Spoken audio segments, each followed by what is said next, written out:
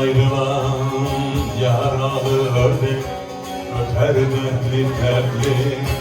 güle çevrilir vefasız derdime olmadı ortak akar gözüm yaşı sele çevrilir dost akar gözüm yaşı sele çevrilir.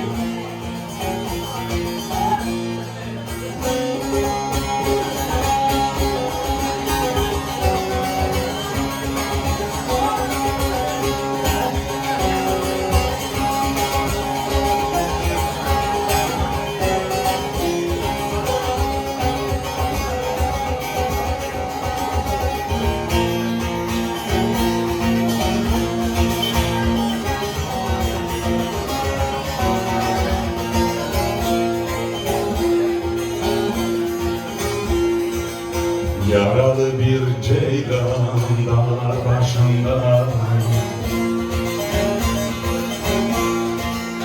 Yaralı bir ceylan dağlar başında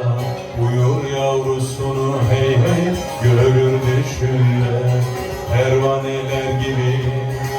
aşk ateşinde Kerem yanar aslı güle çevrilir dost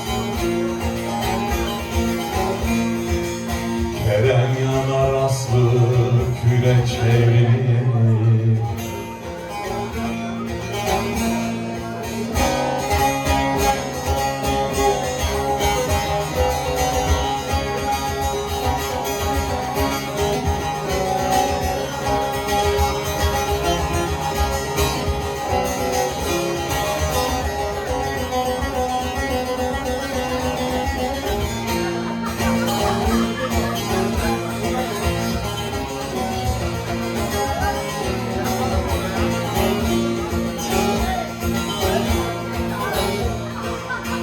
Perişan güzelim ne yaman halim Perişan güzelim ne yaman halim Cevahir satarım diyemez tellalım Naganlar şehrine uğradı yolum Cahiller anlamaz Kula çevrilir dost